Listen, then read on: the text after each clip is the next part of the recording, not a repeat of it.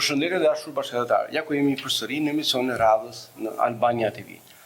Siç kemi njoftuar në emisionin e radhës, aktualisht neve kishim programuar për trajtuar ditën e sotme disa çështje që lidhen me lejen e qendrimit, kryesisht pyetje-përgjigje, por për shkak të ndryshimeve të fundit të aktualitetit ne vendosëm që të kemi një emision plus dhe këtë emision të trajtojmë kryesisht çështjen e nënshtetësisë, duke qenë që është bërë shumë diskutim dhe kemi konstatuar dhe qarkullimin e disa video në rrjetet sociale dhe mendojmë shumë e rëndësishme që të japim një informacion të detajuar, orientues dhe aq më tepër sqarues me qëllim që ju ose të gjithë interesuar të kenë mundësinë të marrin informacione të duhur dhe me anë të informacionit të bëjnë hapat e duhura të marrin vendimin e duhur.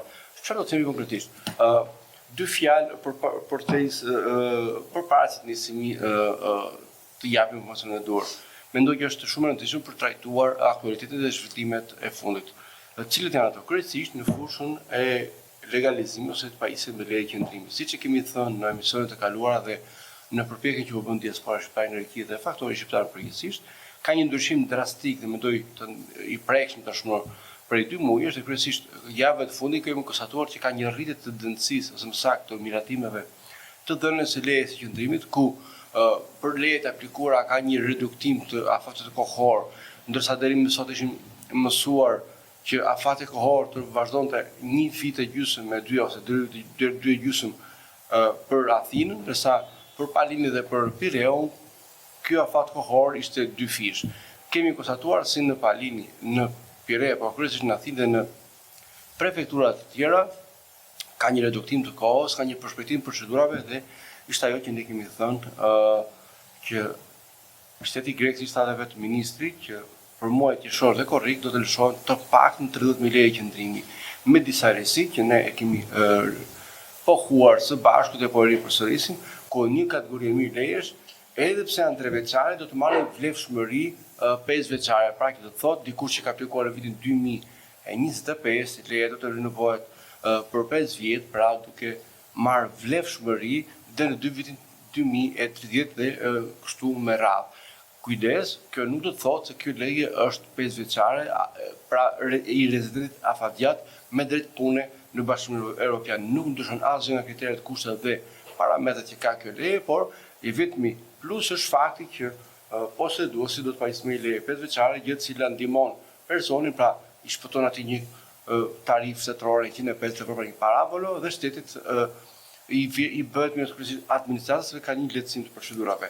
Nga ana tjetër kemi konstatuar që kohët e fundit ka një rritje temperaturës së kryesisht në vendet me popullsi të dendur siç janë Athinë, Salonika apo të vendet tjera që janë të mëdha, rekomandohet nga specialistët qëndrimi në hije, në ambiente të mbyllura, me ajër të kondicionuar për evitimin dhe shmangjen e incidenteve apo të shkaqeve që mund të krijojë temperaturë lartë apo dietë të tepërt. Le të rikthehemi tek tema e ditës. Tema e ditës sotme është nënshtetësia. Për shumë është një ëndër e madhe, për disa është një ëndër e parë, për disa të tjerë janë shumë mirë sepse nuk kanë mundur ta fitojnë atë ose nuk plotësojnë kriteret. Gjithsesi, ne sot do të mundohemi ndërmjet ekranit të Albania TV të trajtojmë me kujdes, me përpjekëmëri dhe profesionalizëm këtë çështje që mendoj edhe pse nuk mund të ezaurohet ditën e sotme, jam i sigurt që të paktën të ofrojmë informacione bazë me qëllim që të merrni mjaftueshëm informacion për të mundur të bërë veprimet e duhura kryesisht të shmangni abuzimet apo viktimizimin nëse dikush abuzon me ju ose më saktë u premton shumë dhe nuk ofron asgjë. Si Albania TV do të qëndrojmë stoik vendimi dhe misionit tonë për të ofruar informacion të saktë, profesional dhe për të qenë korrekt ka shijues, me qëllim që të mundim të lehtësojmë sa të pak problematikën tuaj apo të ofrojmë informacionin e duhur, që mendoj shumë i rëndësishëm në këtë moment, edhe më tepër në këtë vend ku si dim shpeshherë ka hapësirë për aludime. Gjithsesi, mendoj që moment shumë i vështirë për të dhënë disa statistika që janë shumë të rëndësishme për t'u trajtuar. Konkretisht, sa leje qendrimi janë dhënë ose më saktë aktualisht janë në proces rinovimi për emigrantët në Greqi dhe paralelisht për nënshtetësinë greke sa individ kryesisht shqiptar, pra shtetet shqiptar kanë fituar shtetësinë greke. Shkoj me lejet e qëndrimit. Aktualisht, siç e kemi thënë, po e ritheksojmë përsëri, abuzohet me një shifër e cila është jo reale. Çfarë do të thotë? Aktualisht në Greqi ndodhen 900.000 persona ose më saktë qytetarë të vendeve të treta, emigrant për disa, refugjat për të tjerë, në proces ligjërimi. Nga kjo shifër prej 900.000 qytetarëve të vendeve të treta ka një dallim shumë të madh, i cili është 520.000 prej tyre janë qytetarë të vendeve të treta që vinë nga vendet jashtë Bashkimit Evropian, ndërsa pjesa tjetër rreth 400.000 prej tyre janë qytetarë të Bashkimit Evropian, të cilët kanë zgjedhur të jetojnë në Greqi dhe pajisur leje qëndrimi. Politika i përdor për konsumin e ditës, për të përdorur si mjet trysnie ndaj opinionit apo për të fituar vota, por në realitet është jo reale, sepse një qytetar i Bashkimit Evropian, edhe pse me leje qëndrimi në Greqi, ai si mund të quhet emigrant, sepse është qytetar i Bashkimit Evropian, ndërsa emigrantët me rifit dhe refugjatët siç njihen pjesa më e madhe prej tyre janë rreth 520.000 që janë real emigrant. Pra, nëse këtë shifër e krahasojmë me vitin 2019 kur kemi pasur shifra më të larta, kemi të paktën 50 me 60% reduktim të shifrës së emigrantëve që jetojnë në Greqi. Ose kanë humbur lejen tim, ose kanë zgjedhur një vend tjetër për të jetuar në Bashkimin Evropian, ose një pjesë prej tyre ka marrë shtetësinë greke. Nga kjo shifër prej 520.000, rreth 260.000 prej tyre janë qytetarë shqiptarë që janë në proces të marrjes së lejës qëndrimit apo të renovimit të lejës qëndrimit apo dhe të aplikimit për leje fillestare. Muaji qershor dhe korrik është muaj ku, siç e tham, po jepen me një volum dhe ose më themi me një ritëm të kënaqshëm lejet e qëndrimit dhe nëse arrihet objektivi që ministri na premtoi si diaspor, do të jetë të paktën 30.000 leje qëndrimi, do të jetë një ndihmë shumë e madhe sepse do të lehtësoj administratën greke dhe do të jepë mundësi e kategorive të tjera që janë pezull të përshpejtohet procedura e pajisjes së tyre me leje qëndrimi. Shkojmë tek nënshtetësia apo ithagenia në Greqi. Nënshtetësia ndahet në dy kategori. Nënshtetësia me naturalizim, nënshtetësia për shkak të lindjes apo të arsimimit në Greqi. Në çdo rast, akt për llogaritet që shtetat shqiptar, përfshirë dhe minoritarët, të jenë rreth 260.000 në total që ka marrë shtetësinë greke, ku ndahet në tre kategori. Kategoria me më shumë në shtetësi është ajo e fëmijëve me origjinë migratore, të cilët ose janë lindur në Greqi ose janë arsimuar në Greqi. Dhe kjo shifër për llogaritet, pasi janë shifra që si dini për shkak të dhënies së shtetësive të reja, kjo shifër ndryshon rreth 120 me 140.000. Pjesa tjetër ndahet në dy pjesë të minoritarëve, që janë shtetat shqiptar, por edhe të shqiptarëve të cilët janë emigrantë të mirëfillt.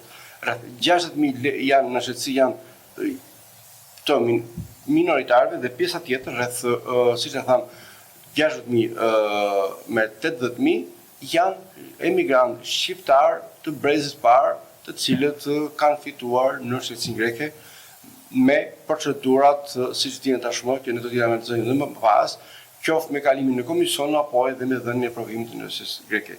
Kjo sa për sqarimin dhe për faktin sepse kemi konstatuar që qarkullojnë shumë materiale, shumë artikuj apo shumë pretendime në rrjetet sociale e kryesisht në mediat greke që nuk janë të vërteta dhe shpeshherë bien ndesh me realitetin. Rrethimi tek ajo që mendoj që është më e rëndësishme. Sekretari i përgjithshëm i përshëtësinë para pak ditësh njoftoi hapjen e platformës për mundësinë e të gjithë qytetarëve të vendeve të emigrantëve që duan të pajisen dhe të fitojnë në shtetësinë greke. Kjo është ajo që themi procedura me naturalizim.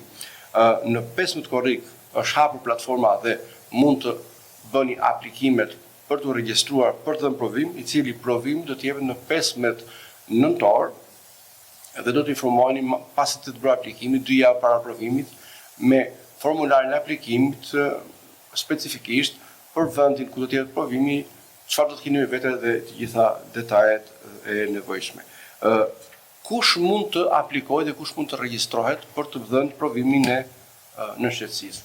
Është shumë e rëndësishme të dashur bashkëtar, të sqarojmë se pavarësisht kategorisë së lejes së qëndrimit, të gjithë emigrantët që kanë një leje qëndrimi në Greqi mund të aplikojnë për dhënien e shtëpisë. Qofshin dhe ata me VV-ose, pra me vërtetim o ata që kanë aplikuar për herë të parë dhe posedojnë vërtetimin.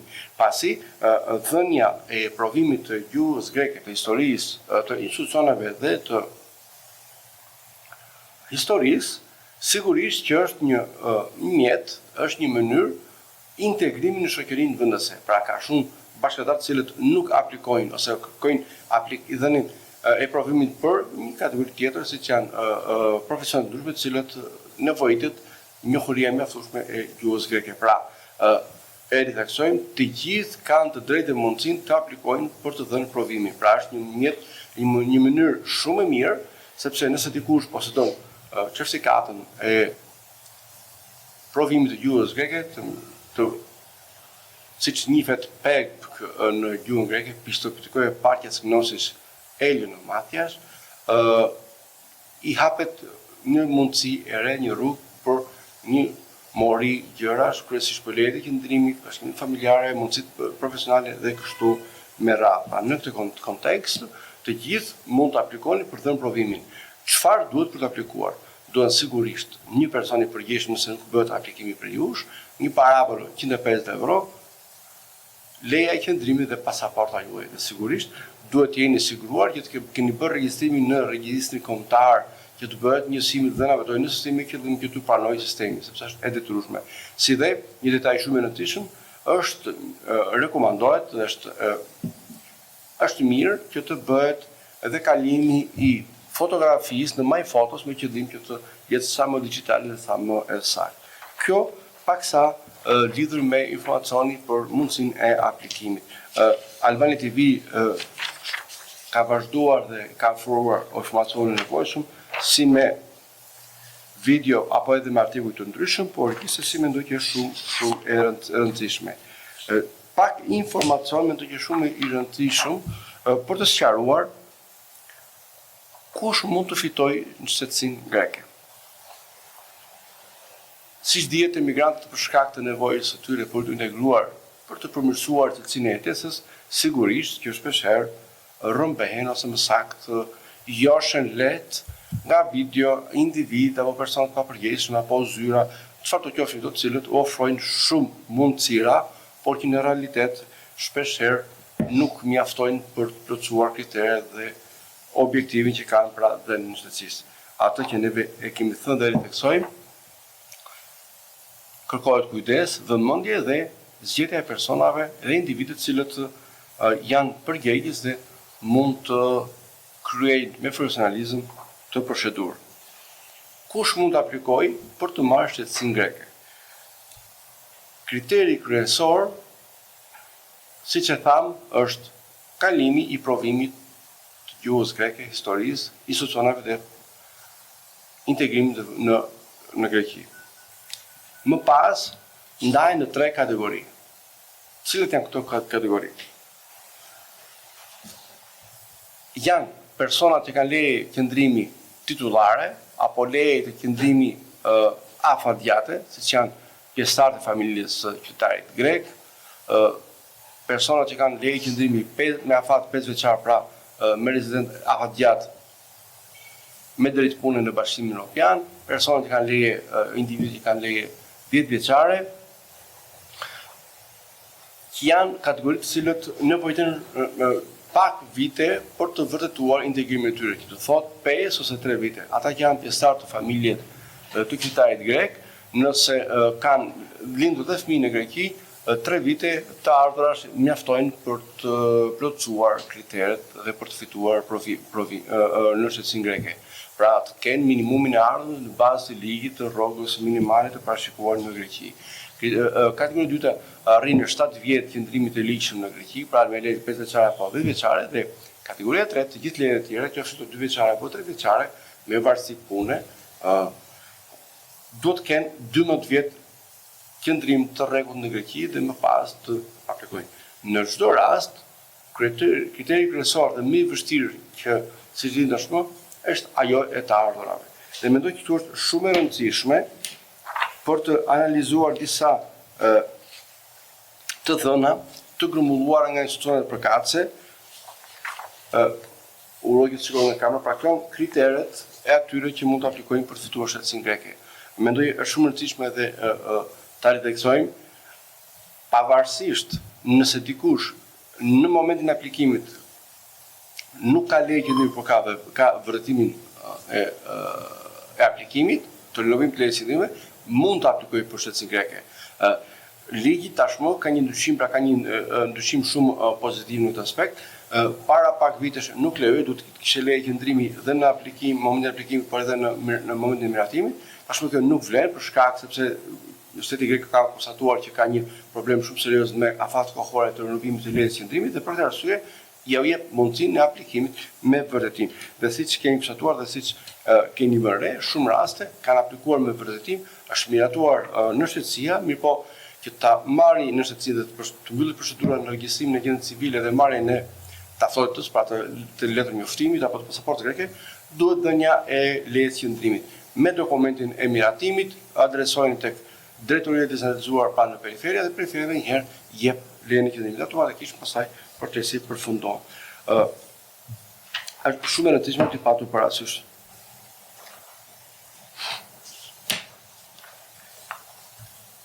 Në gjithë amollit, në gjithë këto ndryshime ligjore, është e sigurt që të gjithë keni në mendje dhe është pyetja, ka ndryshuar diçka, ka një ligj të ri, çfarë ka ndryshuar?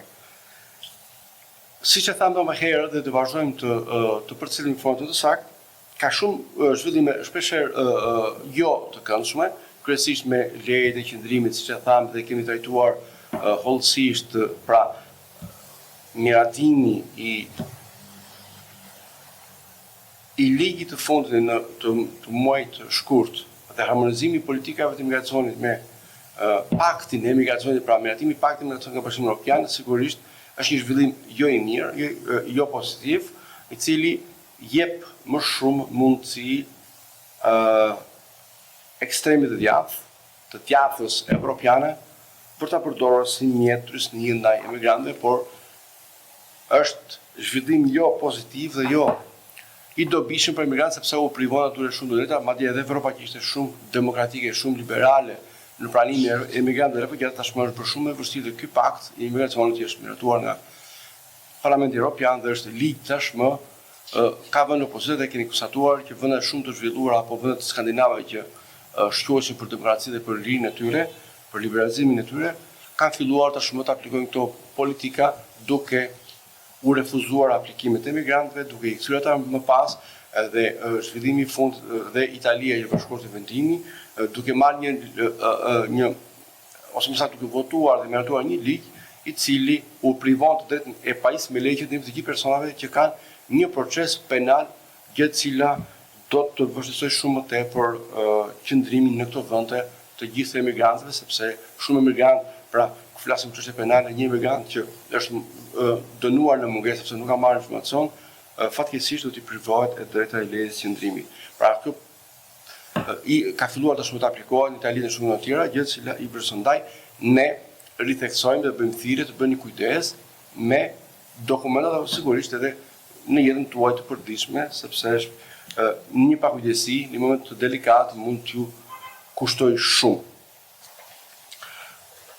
Mendoj është momenti për trajtuar, mendoj zhvillim më pozitiv dhe më interesant të viteve të fundit që vjen si një, në më të themi, si një zhvillim apo një vendim gjyqësor i cili kthen pas dhe ishte një përgjigje shumë e fortë ndaj gjithë politikave tashme migratore, kryesisht të ekstremit djathtë apo edhe të vetë administratës greke që lidhet me të ardhurat që ka qenë kriteri kryesor dhe një kriter pengues i cili u ka privuar të drejtën e pajisjes e fitimit e Universitetsë Greke në Vllazim me mire bashkëtarëve. Çfarë do thotë konkretisht? Para pak kohësh, Këshilli i Lartë i Shtetit, Konsilli Spektatia, siç ngjihet në Greqi apo Këshilli i Shtetit, mori një vendim, më saktë janë dy vendime që janë vërtet shumë pozitive. Cilat janë ato vendime dhe çfarë thuhet në këto vendime? Bëhet fjalë për vendimin 715 dhe 717 2026, ku dy shtetas, një shtetas shqiptare dhe një instancë turke e ndoqën të gjithë procedurën deri në shkallën më të lartë dhe gjykata e lartë ju dha të drejtën duke konstatuar shkelje të administratës greke dhe të ministrave pararendës të cilët kanë shkelur ligjin ose më saktë kanë abuzuar me ligjin duke u provuar të drejtën dhe duke vendosur kriteret të cilat janë bien ndesh me frymën e ligjit, me vetë ligjin, gjë cilin i kishte konstatuar, kishte patur shumë reagime, por fatkeqësisht mungon një vendim gjyqësor i cili erdhi në një moment shumë të rëndësishëm dhe mendoj ja vlen për ta analizuar. Çfarë parashikon ky vendim? Vendimi vjen i bazuar në kuadrin ligjor të Greqisë, siç e dini sepse gjykata ndaj është për të dhënë drejtësi dhe drejtësia jepet në bazë të kuadrit ligjor dhe në bazë të interpretimeve politike dhe sigurisht duke ruajtur interesin kombëtar dhe interesin social, duke u bazuar tek ligji në fuqi, konstatoi që ministrat kishin abuzuar se kishin shkelur ligjin dhe me këtë mënyrë u kishin provuar të drejtën shumë bashkëtarëve për të marrë apo shumë qytetarëve të vendit për të marrë nënçësi. Lidhur, kriteri kryesor ka qenë, siç e dini tashmë, të ardhurat të bazë të lidhura me rrogën minimale të njohur me vendim të qeverisë. Gjë e cila shpeshherë sillte pengesa sepse si dim shumë emigrantë shpeshherë ose punojnë në punë sezonale, pra janë 6 muaj apo 7 muaj në turizëm dhe pjesë tjetër janë në marrin ndihmë sociale, tamio, shumë bashkëtar të tjerë pas një periudhë të gjatë pune kanë kaluar në ndihmë sociale, apo më absurdja fakti që Greqia në vitin 2020-2021, siç e dim, ishte periudha e Covidit e njohur si periudha e luftës, do thonë pa luftë pa armik me një armik të padukshëm, por që ishte armik i rrezikshëm për shëndetin tonë, nuk i ka marrë parasysh këto shkaqe madhore, sepse janë shkaqe madhore të cilat janë përtej mundësive të shtetit dhe të individëve. 5 dhe 6 ishin pikat kryesore ku u bazua ligji në kryesi. Çfarë do thotë? Ishte punësimi dhe aktiviteti ekonomik, pra do të kishin punësim dhe aktivitet të plot, përmbushjen e detyrimeve tatimore dhe të sigurimeve shoqërore. Pra, nëse emigranti nuk i plotëson kriteret, automatikisht privohet drejta e shtetësisë. Punësim dhe qëndrueshmërinë ekonomike, kozgjatjen e qëndrimit në Greqi, lidhjet familjare dhe shoqërore me një shtetas grek apo integrimi në vendin ku jemi. Pra, të gjitha këto përmbledhen me një fjalë, integrimin përgjithsisht të aplikant në shoqërinë greke. Të gjitha këto me vendimin e Këshillit të lartë të shtetit të gjykatës së lartë rrëzohen ose më saktë nuk janë kritere bazike të cilat mund të refuzojnë aplikimin. Çfarë ndodh aktualisht?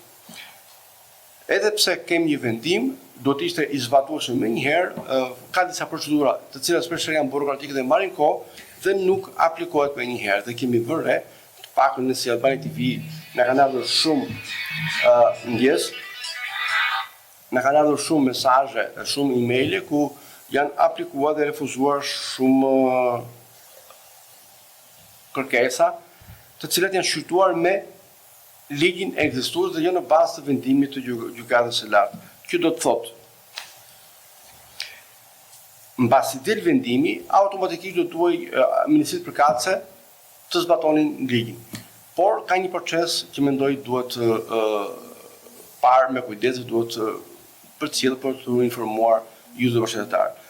Mbasi del vendimi në Greqi, në Shqip për shkak që themi interpretimi i vendimit nga institucionet përkatëse në greqisht, ishte ajo që njihet gjithsesi si një zbardhje vendimi ose më saktë në greqisht njihet siç gjithsesi si katharografi të apofashit, ose katharografët i apofashit, do thotë zbardhja e vendimit në Shqip ose më saktë interpretimi i vendimit në Shqip. Në këtë kontekst ka vonesa dhe institucionet përkatëse, kryesisht ajo e Ministrisë së Brendshme dhe Ministrisë së Migratorit dhe Azilit janë dy institucionet së bashku me Ministrinë e Financave që janë institucionet përkatëse për emigrantët, nuk kanë aplikuar ende këtë vendim dhe nuk po e zbatojnë. Pra, Kjo do të thotë që ka vonesa në interpretimin. Siç e tham, është në moment që vendimi është zbardhur, duhet i përcjellë institucionet përkatëse dhe drejtorive rajonale, pra ministrit më pas ja përcjellin vendimin drejtorive të Departamentit të Migracionit për zbatimin e tyre, kryesisht të nënshtetësisë. Të jepin udhëzimet specifike në bazë të vendimit dhe të përshtatet procedura administrative nëse është nevojshëm në bazë të vendimit të gjykatës. Pra, çfarë do të thotë aplikimet aktualisht? Në bazë të vendimit të gjykatës së lartë, do duhet këto vendime, pra këto dosje të hapura dhe këto aplikime, të shqyrtohen në bazë të vendimit të ri. Ndodh praktikisht kështu, fatkeqësisht jo, sepse siç tha më herët, vendimi nuk ka kaluar institucionet përkatëse, nuk është bërë interpretimi i ligjit dhe nuk është informuar drejtoria e nënshtetësisë me qëllim që të dalin dhe udhëzimet përkatëse sqaruese për vetë administratën me qëllim që aplikimet të shqyrtohen me vendimin e ri. Pra, në këtë kontekst, mendoj që të kemi ndihmuar me këto informacione. Jam i sigurt që shumë prej jush që na ndiqni në këto momente keni shqetësime të tilla, mos hezitoni, na kontaktoni, na dërgoni shqetësimet tuaja qoftë me email, me telefon apo në rrjetet sociale dhe ne ti shikojmë me vëmendje dhe tu japim përgjigje për të dhënë informacionin e duhur. Faleminderit që ishit me ne dhe miru takofshim në misionin e radhës në Albania TV.